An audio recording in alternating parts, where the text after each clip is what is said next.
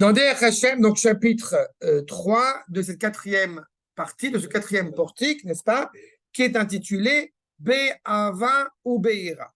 Et de manière très intéressante, dans la structure même de ce chapitre, vous pouvez tout de suite remarquer que le titre commence par donc la Hava, puis nous passons à la Ira, l'amour, puis la crainte. Sauf que dans la structure du chapitre, on commence par la Ira, et c'est à la fin, et c'est en deuxième partie que nous parlons de la Hava. Donc je voudrais attirer d'abord votre attention pour essayer bien de comprendre en réalité. On a eu l'occasion dans le passé d'expliquer un petit peu, grâce au Rav Harlap, ce qu'était la Ira, mais évidemment on va revenir un petit peu aujourd'hui. Mais je voudrais vous attirer votre attention pour bien comprendre encore une fois la problématique qui est inhérente à la Hava au sens justement authentique du terme. Je vais pour cela faire référence à un autre ouvrage, en l'occurrence du Rav Kook, dans les Derayakar, où le Rav écrit cela. Ahava, je vous le dis, vous ne l'avez pas, c'est le Rav Kook, ce n'est pas le Ramchal. Ahava a mefatachat et הנפשות העדינות ומכשירתן להרגשת המוסר היותר עדין ומרומם, הרגש האדיר הזה, שהוא באמת נושא הקדושה. La phrase continue, c'est une phrase longue chez le Rav Kook, mais je m'arrête là une seconde. Juste pourquoi je fais à chaque fois, parfois, et ça m'arrive de temps en temps de faire un référent par rapport au Rav Kook. D'abord parce que le Rav Kook a été, comme nous tous, mais le Rav Kook c'est clair, très influencé évidemment par la pensée du Ramchal qui est un maître incontournable. D'accord? Que nous dit le Rav Kook? L'amour qui ouvre la douceur, l'équilibre moral, le sentiment moral le plus élevé en l'homme, qui porte en lui-même le sceau de la sainteté. À Tiferet ve'Hod, sans rentrer trop en profondeur, vous avez ici l'évocation de Tiferet, c'est-à-dire Yaakov et Hod, Aaron à Cohen, cette évocation à la fois de l'équilibre, n'est-ce pas, et de la magnificence de cet amour, le signe de cet amour. Si je traduis dans un langage un peu grossier, c'est on apporte des fleurs à sa femme parce que le Shulchan Aruch l'a indiqué ou parce qu'on aime sa femme. Si on est dans ce questionnement-là, c'est qu'on n'a pas encore pleinement cerné ce qu'est le lien que nous avons à l'égard de notre épouse. En tous les cas. Oui, mais c'est en fait, les deux ne sont pas les deux. Les deux ne sont qu'un.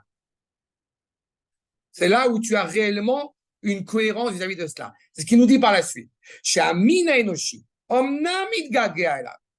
Il y a un sentiment d'amour qui anime l'être humain. Seulement, mais il ne peut pas pour le moment le voir dans sa pureté, dans sa grandeur, dans sa vitalité, poursuit le Rav, Rananuto, Vetiviuto, Ashira, Nisgeva, Vakedosha, ce chant animé par la sainteté suprême, l'Otucha Leamer ne pourra pas être prononcé, ne pourra pas être chanté, être énoncé, qui im amilou yagamur va shalem shelachaim. Cet amour-là ne pourra pas être formulé et énoncé pleinement si ce n'est avec la complétion matérielle, spirituelle, morale, intellectuelle à tous les niveaux. Ça veut dire que la notion d'amour telle qu'elle est évoquée par nos maîtres implique d'abord et avant tout une application morale. Et quand je dis une application morale, ça nous fait référence à un autre postulat.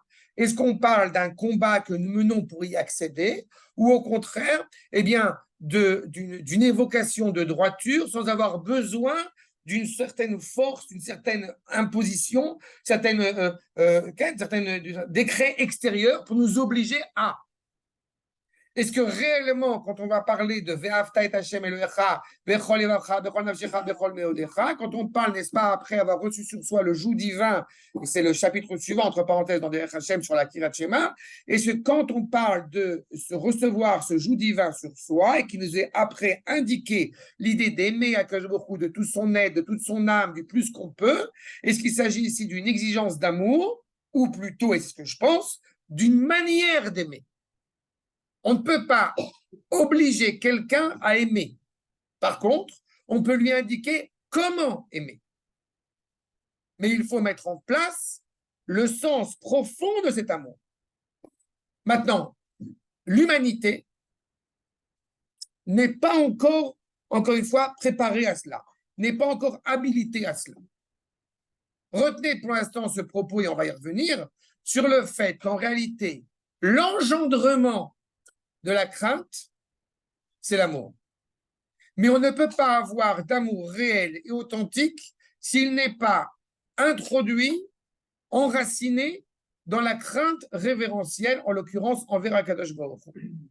Il y a une controverse qui a fait couler beaucoup d'encre, j'ai envie de dire, chez les maîtres, à savoir s'il faut d'abord commencer à parler de Hira et puis après de Ahava, ou au contraire, parler d'abord de Ahava et après de Hira. Pour ma part, j'ai vu chez beaucoup de maîtres chassidim et lituaniens, combien cela a été évoqué et invoqué. Pour ma part, je pense clairement qu'il faut d'abord de la crainte. Et il faut d'abord de la crainte qui n'est pas dénuée d'amour. Parce que le risque, évidemment, c'est qu'on parle de crainte qui soit une sorte un petit peu imposée et pas une vraie référence. Mais oui, j'ose le dire, et d'un point de vue pédagogique, c'est ce que je prône, sur l'idée que les parents, quand ils disent à leurs enfants, tu dois aller à gauche plutôt qu'à droite, pourquoi? Parce que je te l'ai dit. On ne fait pas de la philosophie avec un gosse de 2 ans pour lui expliquer pourquoi il faut aller à droite plutôt qu'à gauche. Pas parce qu'on refuse de parler avec son enfant, mais parce que d'abord, l'enfant reçoit sur lui l'idée que le père et la mère disent une parole exacte, cohérente et juste. Cela implique évidemment aussi que les parents disent le moins de bêtises possible. Ça, c'est évident. Et osent dire aussi qu'ils se sont trompés quand ils se sont trompés. Mais il est certain, à mes yeux, qu'on commence d'abord par, justement, eh bien, cette crainte, cette aspiration au bien en tant que bien ne peut pas être usité, ne peut pas être reconnu tant qu'il y ait d'abord l'évocation du bien en tant que tel. Et la crainte, ça n'a rien à voir que l'enfant par rapport à ses parents. Il écoute. C'est exactement la même chose. C'est la crainte qu'il doit avoir. D'abord, oui. La crainte, oui, une crainte révérentielle. D'abord. Un enfant, encore une fois, écoute ses parents parce que ce sont ses parents. C'est tout. Ils disent la vérité pour lui. Non, pas pour lui. Je ne rentre pas dans la subjectivité de la vérité. Il sait que ce que disent ses parents, c'est juste. Oui, c'est juste. C'est tout. On va Après, encore une fois, je ne dis pas à n'importe quel âge, je ne dis pas à n'importe quel stade dans la vie. Il y a une évolution, il y a une construction. Et encore une fois, le risque qui peut être, c'est effectivement que ça devienne une maison. Vous savez, j'avais, en tant qu'éducateur, il y a des années de cela, j'avais indiqué à un père de sortir avec son fils qui est un adolescent, d'aller prendre un shawarma. Et le père me dit, mais pour faire quoi? Eh ben, parle avec ton fils. Faut parler avec ton fils. Et le père me dit, mais pour parler de quoi? Qu'est-ce que je dois lui dire?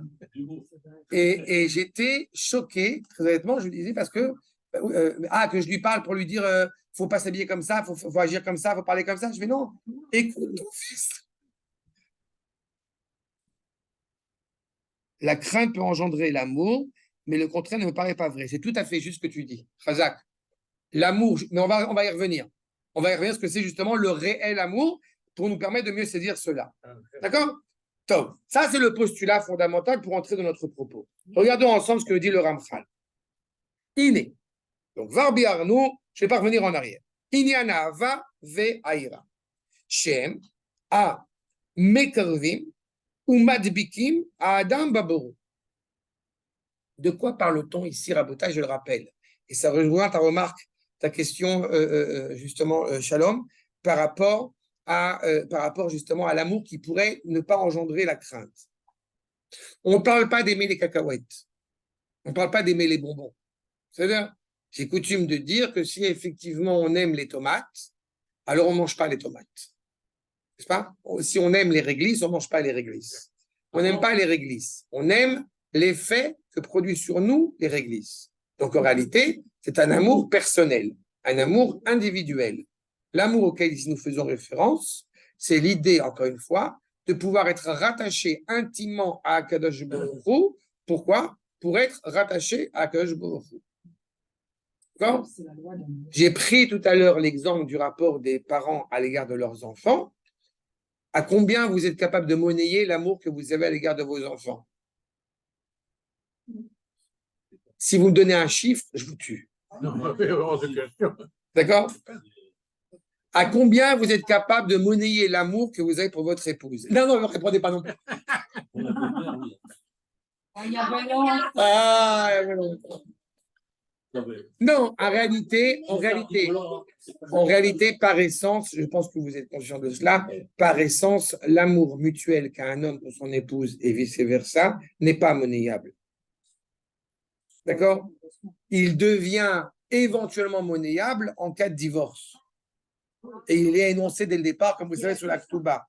Exactement. Mais l'essence même, encore une fois, et heureusement d'ailleurs que ça existe dans ce sens-là, cette notion, encore une fois, de devoir, d'obligation, de rapport à l'autre, je ne suis pas en train d'aimer l'autre parce qu'il me fait du bien. Je suis en train d'aimer l'autre parce que j'aime l'autre, point. Et ce rapport que j'ai à l'autre, encore une fois, ce rapport que j'ai à l'égard de mon épouse, ce rapport que je peux avoir à l'égard de mes enfants, eh bien, il prend en réalité sa source dans un rapport authentique que nous avons à l'égard d'Akadosh Baruch. Exact. C'est ça qu'est en train de nous dire. La Hasaga, encore une fois, du Borit Barak. C'est ça qu'on veut. Dans la 4e partie, je vais être rattaché à Akadosh Baruch. Et ces deux éléments, ces deux, plus que des sentiments, ces deux paramètres, l'Aïra et l'Ahava, nous permettent, encore une fois, de nous rapprocher d'Akadosh Baruch. Mais comment peut-on se rapprocher de l'infini? A priori, tu ne peux pas. Parce que c'est toujours un éloignement perpétuel. Et pourtant, il nous dit clairement, Amekarvim ou Madbikim, plus que Mekarvim. On est collé, on est attaché. Comment est-ce qu'on peut être en Bluetooth avec Akadosh Baruch Hu? Comme j'aime à le dire, a priori, on ne peut pas. Je dis a priori. Sauf que si Akadosh Baruch Hu a dit que non seulement il était intéressé à le faire, que on pouvait, mais même on devait, donc c'est que c'est possible. Veitem Kedoshim, Kani Kadosh. Vous êtes animés par la sainteté parce que je suis animé par la sainteté. On se rappelle tous à chaque fois de ce fameux verset dans Shirachirim, Ani les Dodi et Dodili, sauf que Ani les Dodi, je peux le comprendre, mais Dodili, il y a un rapport mutuel. Oui, mais Akadosh Baruch Hu, jamais il te dira, oui, j'ai compris, tu peux te rapprocher de moi. On s'est dit, on se rapproche pas d'Akadosh Baruch Hu. C'est ce que te dit Akadosh Baruch Hu. On se rapproche pas, on ne sait pas quel verbe d'ailleurs donner. C'est ce que te dit Akadosh. Mais si, Madbikim, on te dit. Je peux même te dire. Approche.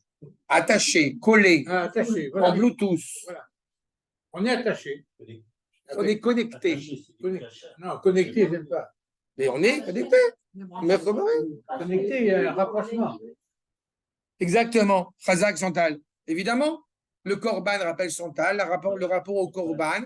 Encore une fois, on avait vu la Kétoret il n'y a pas longtemps. Ce rapport de proximité, ce rapport, encore une fois, de cohérence. Oui, ça paraît irrationnel, mais évidemment que c'est étonnamment irrationnel. Mais heureusement que c'est même pas irrationnel, c'est irrationnel. Mais on est vers sous l'imigdal, chacun dit on est à il faut oser le dire.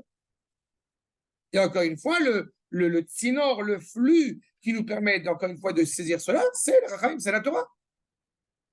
Mais il est certain que celui qui dirait, moi, je crois Dieu, j'ai Dieu dans mon cœur, sans avoir Shulchan Aruch à ses côtés, c'est du bluff. Et excusez-moi de le rappeler, pour la même optique que ce que j'évoquais par rapport à la tomate, moi, j'aime Dieu. On connaît le j'aime Dieu. Et en réalité, j'aime Dieu, et moi, Shabbat, ça me saoule. Dieu ne se préoccupe pas de la cacheroute. Dieu ne se préoccupe pas si j'ouvre, je défais mes lacets le Shabbat. Eh bien, si. Oui, en plus. Ken Eliette, pardon.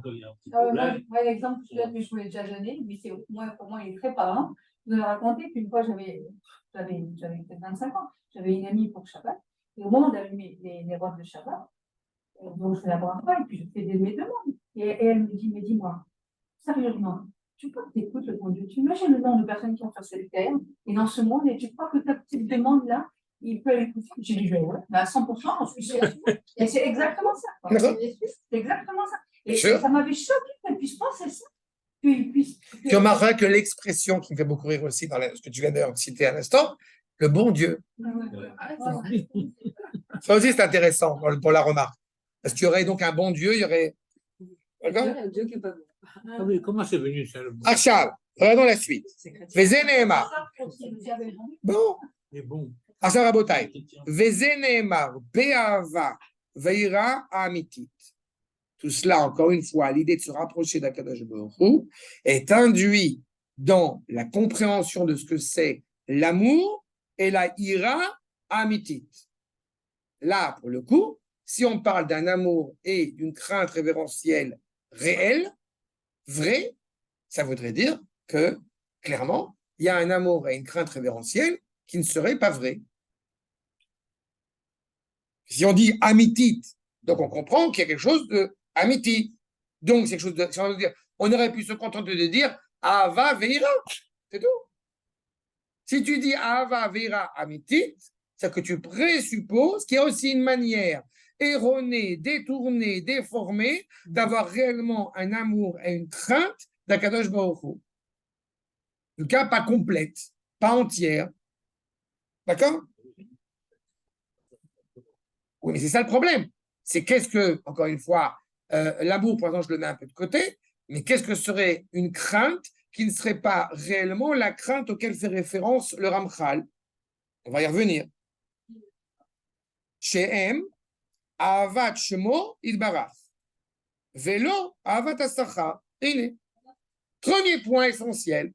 J'aime Akadosh Baruch Hu, Ve'avta et Hashem, Bechol Levavcha, Bechol Nafshecha. Oui, pourquoi? David Ameler, quand il fait une nuance dans le Mizmor Kavzaïn, qui est bien connu, sur le David Hashem Ori Veishi, sur le fait qu'il y ait justement Mishala et. Non. Sheilati ou Bakashati. Il y a dans la question que va poser. Non, mais c'est pas Bakasha, c'est un autre mot, mais dans le même truc. À la chel. Il y a le souhait et la demande. Ce que je veux dire par là, c'est que le Malbim va développer cela, j'allais faire un cours là-dessus. Le Malbim va développer cela sur le fait que quand on aime Akadosh Baruch Hu, parce que j'ai besoin d'avoir un vélo pour Hanouka. Donc, une fois que j'ai le vélo pour Hanouka, c'est fini. C'est pas? Mais la volonté de David, c'est d'être constamment attaché à Akadosh Baruch Hu. Pourquoi? Pour y être attaché. J'aime Akadosh Baruch Hu. Pourquoi? Pour aimer Akadosh Baruch Hu. Pas pour la récompense, pas pour le mérite que je vais en tirer, mais pour quelque chose qui est profondément cohérent, qui est profondément le rapport d'un père à son fils. Tu n'es pas mon père parce que tu te comportes bien, tu es mon père. Et évidemment, l'idéal, aux yeux d'Akadosh Baruch Hu, c'est d'avoir un rapport cohérent du fils vis-à-vis de son père et du père vis-à-vis de son fils. Pas au nom du père, du fils. Ve irat romemuto, et la crainte, encore une fois, révérentielle vis-à-vis d'Akadosh Baruch Hu, et insiste le Ramchal, velo irata onesh. Maintenant, qu'est-ce qui se passerait si l'homme, le lien qu'il entretenait avec Akadosh Baruch Hu, se limiterait à être la crainte du châtiment? Eh bien, il s'acquitterait de la crainte envers Akadosh Baruch Hu, maintenant, mais pas comme il faut. Même pas de l'amour. Même la crainte elle-même, en réalité, elle n'est pas à la hauteur de ce qu'il faudrait. Je voudrais vous citer, en l'occurrence, ce que nous dit là, pour le coup, le Ramchal. Et il parle justement dans son ouvrage bien célèbre, le Messilat Yesharim, dans le chapitre 24. Nous dit le Ramchal, je vous cite, vous ne l'avez pas dans le texte, Yesh irat aonesh. On a la crainte du châtiment. Vezeu amin aechad. C'est une forme de crainte. Veyesh irat aromemut. Vezeu amin asheni. Pas de la irat achet, qui est encore un troisième point qui est aussi important. Donc on a irat aonesh et irat aromemut. Et il dit, chez irat achet, chelek sheni memenu.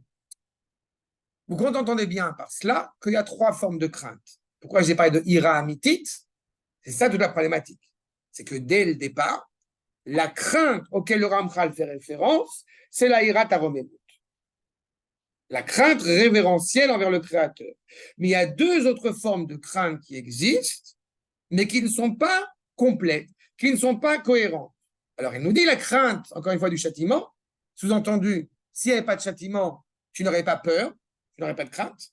Donc, on voit bien que le problématique n'est pas par rapport à Akadosh Baruch Hu, mais par rapport au châtiment. Et il y a une dimension supplémentaire qui est déjà plus élevée, qui est ce qu'on appelle la hirat achet. Là, on n'est plus dans la peur du châtiment, on est dans la peur de la faute. C'est qu'il y a déjà, et c'est pour ça que le Ramchal dit que c'est rattaché à la crainte révérentielle, parce que quelque part, la peur de fauter, c'est la peur, on va dire, de décevoir. Oui, mais je reste dans le présent, dans le domaine de la crainte. Comme on a dit, l'amour, elle va être engendrée par la crainte. Mais c'est la crainte de décevoir, c'est la crainte de. Vous savez, j'étais pour la petite anecdote, j'étais à la mitzvah de ma nièce il n'y a pas longtemps. Et bon, il y a eu un peu de musique à un moment donné. Et une cousine, bon, elle a pris ma fille, etc. Viens, on va danser pour un peu chant comme ça. Et ma fille, elle m'a fait rire parce qu'elle m'a regardé. Genre, est-ce que je peux, de 17 ans, hein, genre, est-ce que je peux aller danser? Et moi, j'ai rien dit, parce qu'il y avait des hommes assis, des trucs. Elle m'a regardé, et d'elle-même, ils sont allés un peu cachés pour danser ensemble. Mais ce qui m'a fait rire, c'est qu'elle me regarde, parce que moi, je suis pas Dieu, hein, c'est pas une question, mais elle me regarde comme si, genre, j'attendais l'accord de papa pour aller faire. L'approbation du père. Bon, et ben là, il retraite, c'est un peu ça. C'est-à-dire qu'on a peur de faire quelque chose en réalité qui est pas en accord avec celui à qui on est attaché, d'où effectivement l'amour d'Eva qu'elle évoquait à l'instant. C'est pour ça que le Ramchal dit Attends, la irata onesh, je reprends. Me dit le Ramchal, irata onesh, kepshuta, shadam ire, me'avor et pi Hashem Eloah, mipnei haonashim asher la'averot. Pourquoi est-ce qu'il y aurait effectivement une crainte envers le châtiment? C'est parce qu'on a peur, encore une fois, du châtiment, de la punition qui va en sortir, d'avoir transgressé, encore une fois, eh bien, ce qu'Akadosh a exigé de nous, si ce n'est au niveau corporel, si ce n'est au niveau spirituel. Asher la gouf, Asher la nefesh. Vous avez des gens à qui on va dire, c'est important que tu fasses Shabbat, sinon ta maison, elle va brûler. C'est important que tu gardes bien la pureté familiale, tu vas voir, ça va t'apporter des bénédictions sur terre. Mais ce là, même si cela est peut-être, semble-t-il, un électrochoc pour certains, en réalité, c'est profondément scandaleux. On peut, a posteriori, s'acquitter d'eux. Mais on vit dans une réalité, encore une fois, où parfois ça devient une nécessité, peut-être pas forcément sous cet angle-là. Mais ce n'est pas, encore une fois, ce à quoi nous aspirons, ce n'est pas ça, se rapprocher de la Kadosh Baruch Hu. Éventuellement, sauf qu'il y en a qui vivent là-dessus. Voilà, exactement. Veine, c'est le Ramchal qui parle. Veine, zot kalavada et qui kol adam oev et atzmo. Tout cela vraiment pour une seule et unique raison, nous dit le Ramchal poursuit dans le Messiat Yesharim, que c'est par amour de soi. Naturellement, un homme en bonne santé physique et mentale, si on lui dit fais attention à bien faire Shabbat, sinon tu vas mourir dans un accident de voiture, a priori, il va faire Shabbat. Je dis a priori. Hein? Si on dit à quelqu'un arrête de fumer, tu vas mourir, a priori, il arrête de fumer. A priori. Voilà. Achab. Et donc, comme j'ai dit, on va espérer. Ça, c'est la ira, comme va dire le Ramchal, pour le Hamaret, pour le Hamon, pour ceux qui n'ont pas étudié. Mais ce n'est pas la ira auquel nous faisons référence. La ira qui est promue par les Chachamim, c'est donc la ira Taromemut, encore une fois. D'accord? Cette crainte, encore une fois. Et donc, pour pouvoir atteindre la ira Taromemut, pour pouvoir entendre la ira Taromemut, qu'est-ce qui nous est demandé? À connaître le Créateur. Par conséquent, tu ne peux pas te rattacher à Akadosh Baruch Hu sans passer par le biais de l'étude. Exactement, c'est la suite logique de ce qui a été évoqué avant. Kengi.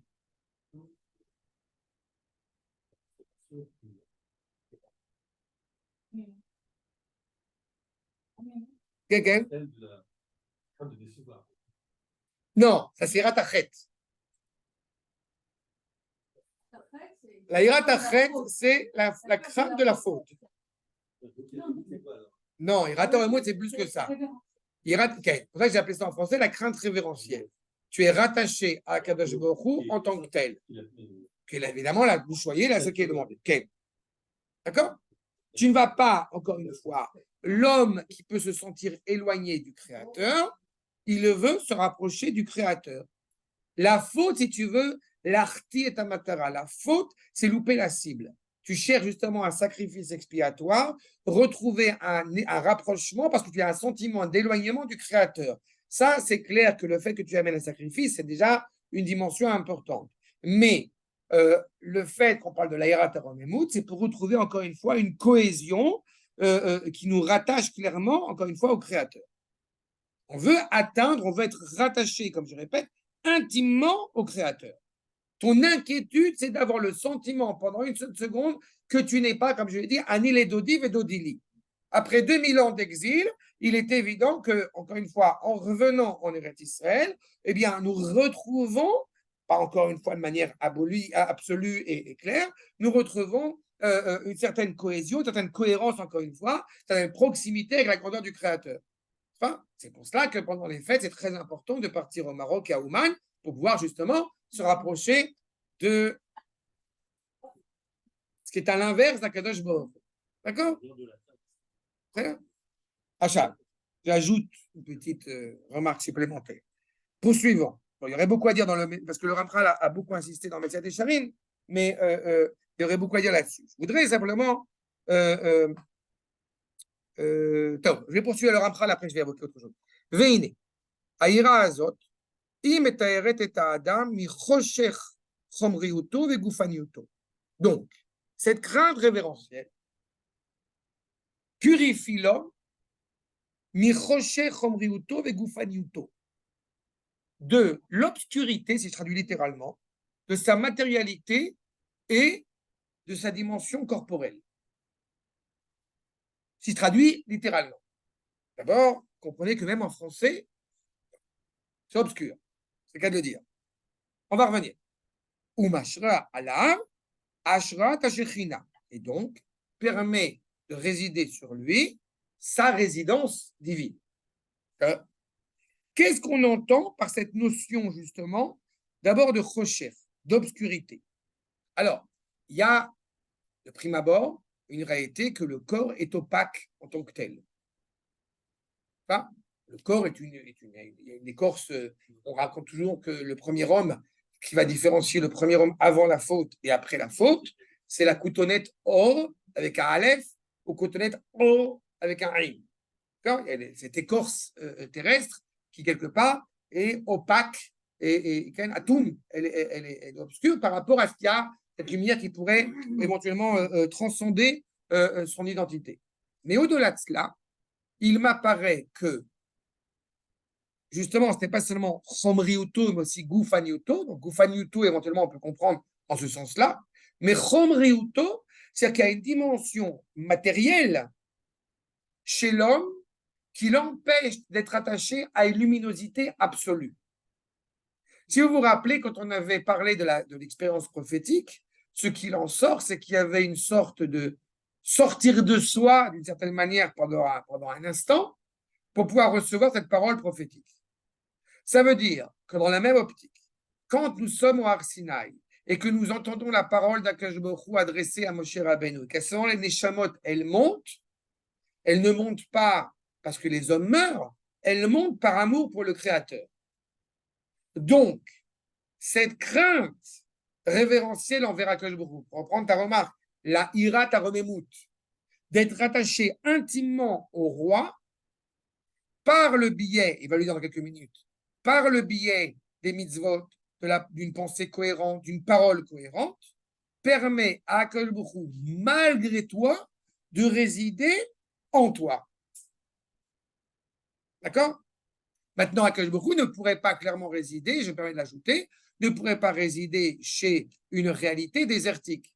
Étant donné qu'une partie de la révélation de la volonté d'Akadosh Baruch Hu réside en nous par le biais de la Neshama, Chelek Eloah Mime'al, vous vous rappelez, pas? C'est ça le sens profond de cette partie de la révélation de la volonté d'Akadosh Baruch Hu qui réside en nous, n'est-ce pas? Ce n'est pas juste un bridou, il ne faut jamais oublier que ce n'est pas des tranches, pas Akadosh Baruch Hu en tranches, n'est-ce pas?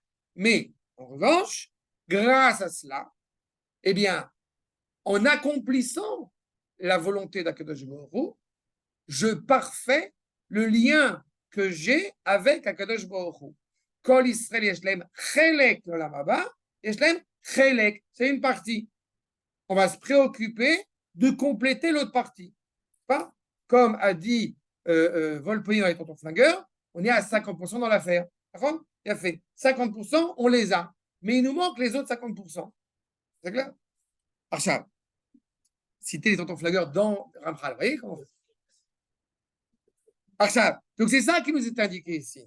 Cette obscurité, encore une fois, elle est inhérente à cette réalité. Peut-être c'était un autre ouvrage, en l'occurrence, peut-être pour encore plus ajouter ce propos, c'est le Ramchal dans Adir Bamarom. Un ouvrage très complexe de Kabbalah, mais il nous dit quelque chose que je peux vous livrer.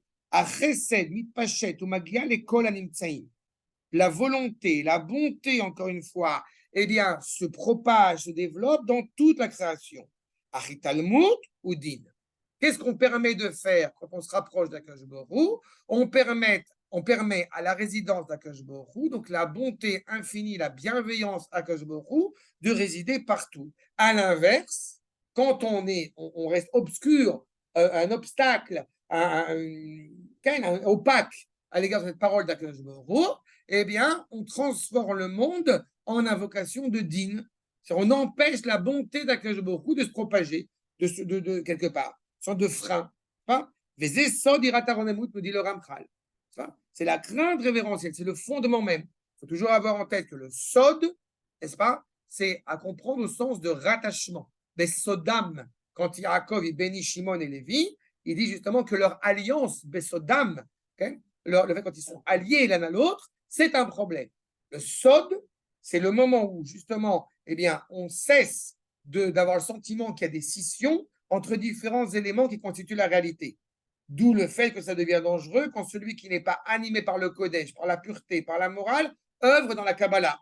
Parce que celui qui va œuvrer dans la Kabbalah en ayant des vertus, des qualités erronées, automatiquement, cela va le souiller et va souiller encore plus le monde dans lequel il se trouve. D'accord? Donc la Ira Taronemut, justement, c'est. Pardon?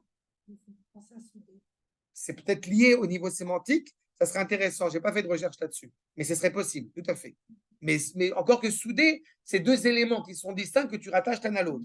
Alors que Besodam, c'est de comprendre qu'ils sont déjà rattachés l'un à l'autre. Tu vois le Ham Israël, tu vois le Pnei Shechina. Donc ce que nous faisons, c'est révéler cet élément-là.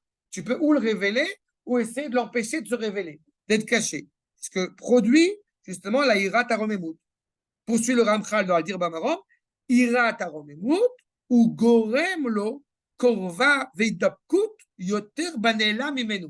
Grâce à la Ira Taromemut, eh bien, tu vas permettre à dévoiler ce qui jusqu'à présent pouvait apparaître caché. D'accord? Et c'est ça, la notion de résidence, encore une fois, divine. Shochen. Shochen, c'est résider, donc évidemment, dans ce monde. On ne peut pas permettre à la résidence, je peux dire, céleste, de résider pleinement dans ce monde tant qu'on n'y est pas prêt. Mais ça ne porte pas préjudice seulement à nous, ça porte préjudice, comme j'ai dit tout à l'heure, à tout ce qui s'y trouve, à tout l'édifice. Tout l'édifice divin, y compris les anges tutélaires. Toute la réalité. Ou kefi shiur aïra, ken yeshiu atara ve'ashra. Plus on aura cette crainte révérentielle, plus automatiquement nos actes vont être animés donc par la pureté. Et c'est shiur. Shiur, c'est à la fois un cours et c'est aussi une mesure. Plus tu vas t'efforcer d'être attaché à Kadosh Baruch Hu, plus automatiquement, eh bien, tu vas être animé par la pureté. Un détail très intéressant que j'ai vu grâce à cet ouvrage de Rav Wiener qui débat avec donc Sponville sur la notion de pureté en français. C'est très intéressant. C'est quoi l'eau pure? C'est l'eau qui est dénuée de toute scorie.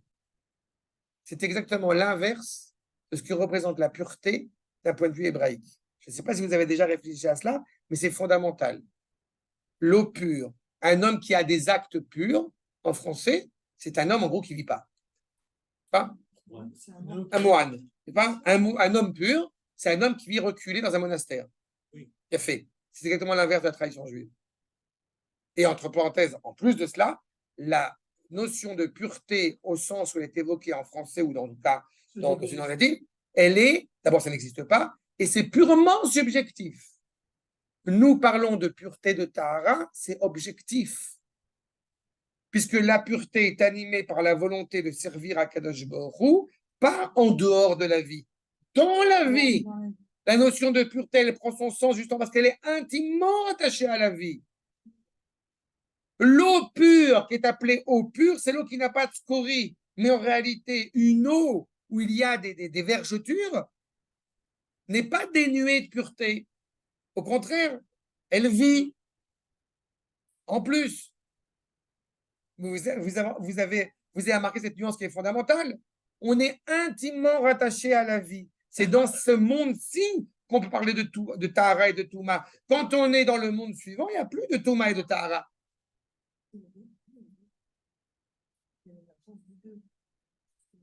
Du deuil? C'est quoi du 2? J'ai pas entendu. Ah, du 2, oui, ouais, la notion de dualité, oui. Mais ça aussi, par rapport à Mistrel, la notion de pureté, on avait eu l'occasion d'évoquer sur la question de pureté dans le peuple juif.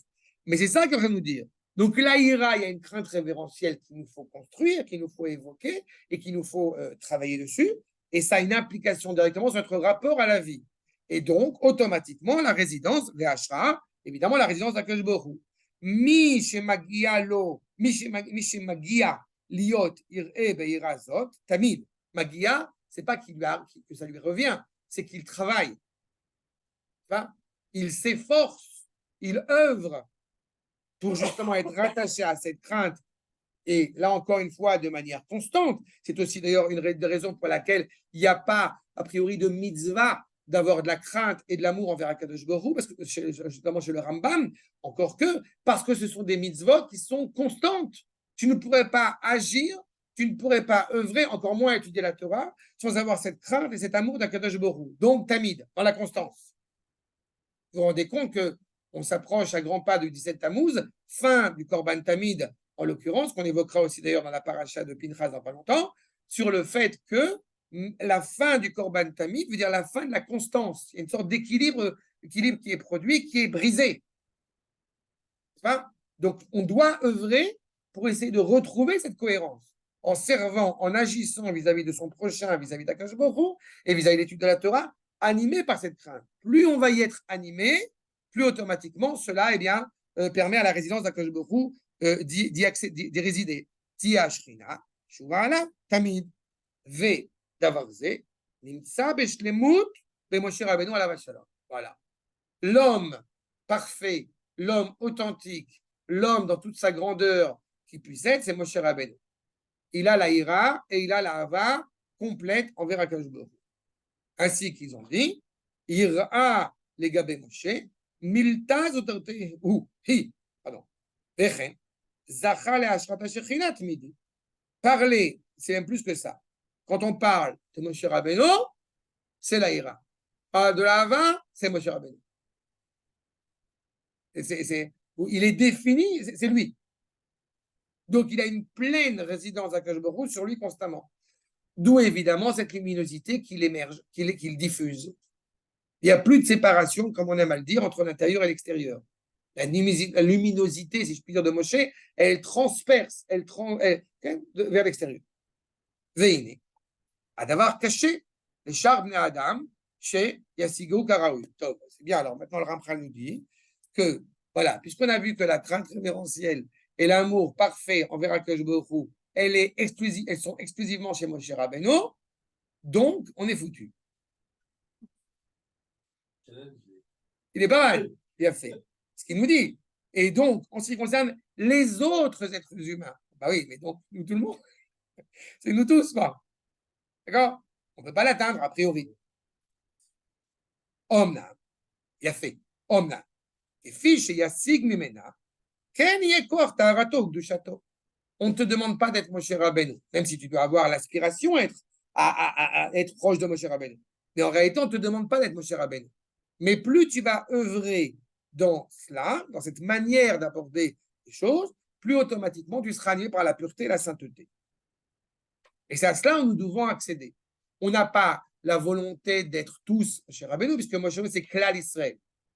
C'est l'entité profonde d'Israël. Seulement, on a ce désir de pouvoir être authentiquement soi devant le Créateur. Et ce authentiquement soi nécessite ces deux paramètres, pour l'instant, l'Aïra, encore une fois, qui est essentiel. Arshal ou Bifrat, Be'et itasku mitzvot or batalmud. Justement, particulièrement au moment où tu œuvres dans les mitzvot, au moment où tu étudies la Torah, tu dois être animé par cet élément-là. D'abord de ira, comme on l'a dit, sheine, ilo, tnaï, c'est pas possible, c'est pas optionnel. Tu peux avoir une capacité, une qualité intellectuelle surdéveloppée comme totalement bête. C'est pas ça le fond du problème. Le fond, c'est de savoir à quel point tu es vraiment rattaché à sa parole avec un S majuscule.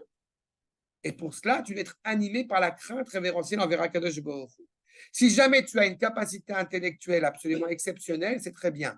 Tu as la clé pour ouvrir le coffre. Mais tu n'as pas la clé pour ouvrir la maison, pour entrer dans la maison et ouvrir le coffre. Donc ça ne sert absolument à rien. Ekevanava, Irat Hashem. En Irat Hashem, Yachochma. Ça va dans ce sens-là. L'humilité, c'est la base, le béaba, c'est le talon pour arriver à la crainte révérentielle. La crainte révérentielle, c'est elle la sagesse. Donc, tu ne peux pas arriver à la crainte envers Akadosh Baruch Hu si tu n'as pas étudié, sinon c'est de la peur bigote, la peur. Okay. Et tu ne peux pas non plus accéder à la parole d'Akadosh Baruch Hu authentique si tu n'as pas cette crainte révérentielle. Donc, tout ce que tu lui diras, encore une fois, a une valeur sommaire. Ça me fait rebondir sur ta remarque de tout à l'heure. Quand on a cette crainte envers Akadosh Baruch Hu, on ne peut pas rigoler sur Moshe. On ne peut pas une seconde rigoler sur Moshe. Si Akadosh Baruch Hu parle de Moshe en disant Avdi, alors rares sont ceux qui sont appelés Avdi, on est perplexe. Sur soi, on peut rigoler, on n'est pas Moshe. Et même sur soi, il faut le faire avec prudence. Il ne faut pas que ça apparaisse comme du mépris, de la dépréciation de soi. En tous les cas, Sheine, Ilotnai Echechi, Leshlemut Talmud, Ahu, O, Amitzvahi, Kmo Shekatavnu. Ajoute le Ramchal, la Shlemut Talmud. C'est-à-dire qu'on pourrait éventuellement étudier, n'est-ce pas, commencer à étudier, pas avec cette élévation, mais notre étude ne sera pas pleinement accomplie si on n'est pas animé par cette crainte révérentielle. Parce qu'on ne peut pas atteindre cette crainte révérentielle sans étudier. Alors, comment je fais si je n'ai pas cette crainte révérentielle? Je ne peux pas étudier, je ne connais rien, je ne sais rien. Si tu vas étudier en ayant du respect pour la discipline que tu vas étudier, et progressivement, ça va se construire. Mais pour cela, il y a une base que j'aime rappeler, Ata chonen le adam da'at. Akadosh Baruch Hu a fait un cadeau dans la prière de la Hamida, on le rappelle à chaque fois. Akadosh Baruch Hu a offert un cadeau à l'homme d'avoir un soupçon d'esprit. Chonen, ça vient de chinam. Si on n'a pas un esprit qui nous permet de se tourner vers lui, qui nous permet de s'élever vers lui, alors, eh bien, on ne peut pas, clairement, on ne pourra jamais, évidemment, si on était un golem que Dieu préserve, eh bien, on ne pourrait pas se rapprocher de lui. Il y a un postulat qui est fondamental, que j'aime aussi rappeler. Dans la Tefila, nous disons En Kelohen. Et juste après, on dit Mi Kelohen. A priori, d'un point de vue intellectuel, ça aurait dû être l'inverse. Qui est comme notre Dieu? Réponse, il n'y a personne comme notre Dieu. Mais si on dit il n'y a personne comme notre Dieu, et après je dis qui est comme notre Dieu, ça implique quoi? Ça implique qu'il n'y a pas de comparaison possible. Le postulat, c'est qu'il y a Akadosh Baruch Hu, que tu le veuilles ou pas, et que ensuite tu essayes de travailler, d'essayer de saisir le lien qui te rattache à lui. C'est ça le biais de l'étude, pour révéler cette proximité entre nous et Akadosh Baruch Hu. D'accord? Arshad. Et je passe machinalement à la deuxième partie, n'est-ce pas, de ce propos. C'est frustrant de me dire que j'aurais complètement à vous dire, mais oui. Bon, alors on reprendra la Hava la prochaine fois. Mais ça, je voudrais juste ajouter un dernier point. Abotai, vous ajoutez un dernier point, c'est le fait que. Non, 7h30, j'ai rendez-vous. Non, j'ai rendez-vous à 7h30, je suis on peut avancer encore un peu. Je peux avancer encore un peu. Abotai, je voulais juste ajouter un point avant d'avancer. Si on comprend effectivement la notion de Ira, donc il y a un travail.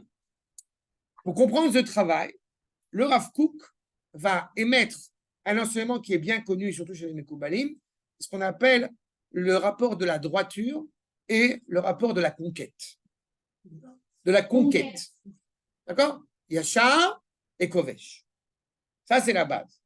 Quelle est la différence entre les deux? Je vous cite ce que dit le Rav Kook dans Oroth Israël Vetriato, Pisca 13. Trunat Sodachem. C'est-à-dire, encore une fois, le point fondamental qui nous rattache à Akadosh Baruch Hu. Les Ira, ceux qui, encore une fois, ont donc cette crainte envers Akadosh Baruch Hu. I amelamedet et akavod, asher yirchash Adam el ateva. On a comme point de postulat, si je puis dire, ce qui va nous amener au respect et à honorer Akadosh Baruch Hu, c'est le rapport qu'on a naturellement à la nature. Ça veut dire quoi? Vous savez pertinemment que plus on étudie, comme le dira le Rambam, plus on étudie la science, en l'occurrence, enfin les sciences de la nature, plus on ne peut qu'être admiratif à la grandeur du projet divin. D'accord? C'est ce qui se passe chez nous en général quand on est profondément à l'idée kavod amiti, areima i ma'ala ota. Le vrai respect, la vraie reconnaissance des forces de la nature, de ce monde comme il est régi, eh bien, entretient, élève même, misgava ou meromema, élève le lien que nous avons à l'égard d'Akadosh Baruch Hu. Et donc, on voit naturellement notre petitesse et la grandeur du projet divin d'un côté, et on a, d'un autre côté, envie de servir encore mieux Akadosh Baruch Hu. C'est exactement la problématique. C'est-à-dire que la moralité, à la fois à l'échelle individuelle qu'à l'échelle globale, peut être opéré de deux manières. Je répète, de la même manière que ce qui se passe dans l'ordre de la nature. Quand je vois une réalité exceptionnelle, j'ai envie ou de l'admirer, par lien avec elle, par intimité avec elle, ou j'ai envie de la conquérir. D'accord? On voit un petit ourson en pleine campagne, on a envie de le prendre chez soi. D'accord? On voit une fleur qui sent très bon, on a envie de la prendre pour chez soi. Oui, mais ça va tuer la fleur. Oui, mais maintenant, elle est à moi. Ou alors, on peut avoir envie tout simplement de pouvoir encore mieux admirer, mieux parfaire ce lien qui nous relie à elle. Quand il s'agit de qualité, c'est une chose. Quand il s'agit de défaut, c'est aussi la même problématique. C'est-à-dire que quand il y a une réalité que je vois dans sa grandeur, si je veux réellement corriger mes défauts, je vais devoir travailler dur. N'est-ce pas? Donc, on va ce qu'appeler Kovesh et Titzro. Celui qui va réussir à vaincre ses mauvais instincts, ses mauvais penchants, il va arriver à quelque chose de beaucoup plus noble et de beaucoup plus grand. Vous voyez, c'est la problématique de la conquête. J'ai vaincu ce qui m'était nuisible pour pouvoir mieux apprécier le monde. Mais est-ce que c'est ça la finalité? Est-ce que c'est ça réellement l'amour d'Akadosh Baruch Hu? A priori, non. On aspire à une réalité où on est justement pleinement droit, pleinement cohérent. Ou pour reprendre la remarque de tout à l'heure, est-ce que j'ai besoin du Shulchan Aruch ou j'aime naturellement mon épouse pour lui apporter des fleurs? On est dans une réalité où il y a des domaines où on a besoin du Shulchan Aruch. Sinon, peut-être qu'on ne le ferait pas. On n'aurait pas l'engouement pour le faire. En espérant qu'après le Shulchan Aruch, on ait envie de le faire. J'ai pas la force de faire j'ai pas la force de faire ça. Oui, mais c'est une mitzvah. Ah bon, alors je suis content, je le fais. Alors, ce que nous tous, évidemment, vivons au quotidien. Dès qu'on vous dit que c'est une mitzvah, hop, on est en exaltation. C'est pas cette heure. Je pense à toi. C'est pas cette heure que tu restes un coup. Ne t'inquiète pas, on reste. C'est bien pour toi, je m'inquiète. Ne t'inquiète pas. Je te vois. Non. Archar, d'accord? C'est les deux options. En réalité, pour arriver à cette notion de droiture et de cohérence, il faut énormément travailler. Mais l'objectif, il est là. D'accord? Regardez ce que nous dit. C'est ça toute la problématique. En ayant cette crainte révérentielle, comme on a dit, ça va engendrer ce lien de Ahava. Je rappelle quand même, c'est bien connu, que Ahava, n'est-ce pas, Gematria 13, c'est la Gematria de Echad, Aleph, Red, Dalet. Donc cette unité, encore une fois, avec le Créateur. Unité ne veut pas dire que je t'annule ou que tu m'annules. Il y a une unité. J'ai coutume de dire dans mes cours où je donne pour les jeunes couples que le couple est censé être une pièce de monnaie et la pièce de monnaie, elle a deux facettes. Et les deux facettes, encore une fois, ne se ressemblent pas. mais c'est une pièce. Mais qui, d'accord? Et ça, c'est très important. C'est justement d'éviter d'annihiler l'autre, ni vice-versa. Vous voulez venir à mes cours? Acha, vous dit le Ramchal. Ava, ia medabeket, ou mekasheret et adam beboro. Donc, ça rattache, ça relie, ça rend, encore une fois, inaltérable le lien qui nous rattache à Kadosh Baruch Hu. Ou meyapa kocho. Ah, Shalom Sadik, Psorotovot. Merci, Shalom. À bientôt. Ou meyapa kocho, ou ma'atirato, atarot dolot. Puisque nous sommes intimement rattachés à Kadosh Baruch Hu, on ne va pas se sentir faible. On est le fils du roi. On y est attaché. Ça nous couronne, encore une fois, de grandes choses, de grandes noblesses.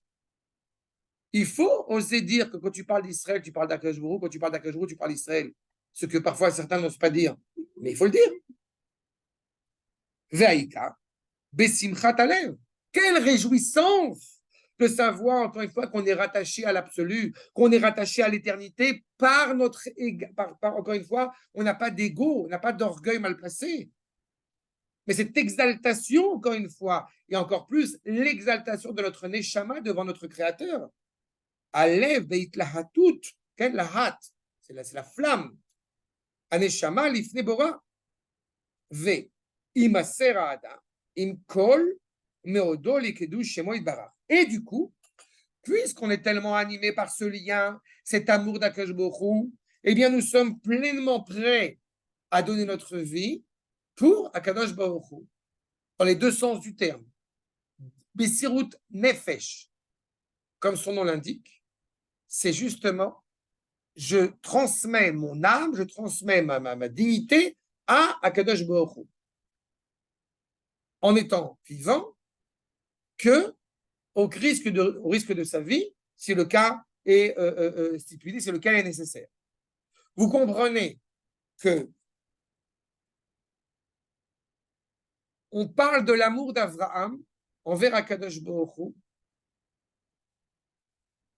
qui est naturel, puisque c'est l'amour de la bonté, de la bienveillance d'Akadosh Baruch Hu, et il arrive à la ligature de Yitzhak. Et il lui est dit, à la fin de la ligature, comme vous peut-être vous rappelez, Ata yadati kir'e Elohim ata. Diront les Chachamim, c'est pas yadati, mais odati. Le monde sait désormais que tu n'as pas un simple amour envers Akadosh Baruch Hu. Il est motivé, il est animé par la crainte révérentielle, irat Elohim, yadati kir'e Elohim ata, la crainte révérentielle envers Akadosh Baruch Hu. On aurait pu croire que l'amour d'Avraham vis-à-vis d'Akadosh Baruch Hu, c'est uniquement parce que Akadosh Baruch Hu, quand tu dis que tout va bien. C'est la casse-pommade. Mais comprendre que l'amour profond d'Avraham Avinu envers Akadosh Baruch Hu, c'est un amour net d'impôt, si je puis dire, exactement, pour Akadosh Baruch Hu lui-même. Il n'a pas été dit à Yitzhak Avinu que Yadati Kir'e Elohim ata, il n'y a pas besoin. Pour Yitzhak, je vous rappelle, c'est une évidence. Si la phrase avait dû être énoncée à Yitzhak Avinu, ça aurait été Ki Yadati Ki Oev Hashem ata. Vous voyez la nuance? La Messirut Nefesh, elle est motivée par l'amour profond envers Akadosh Baruch Hu. Ce don de soi, encore une fois, qui se préoccupe de faire plaisir, de trouver grâce, nachat ruach lefanav. Encore une fois, d'avoir cette sérénité devant lui, parce qu'on est intimement rattaché au Créateur en tant que Créateur.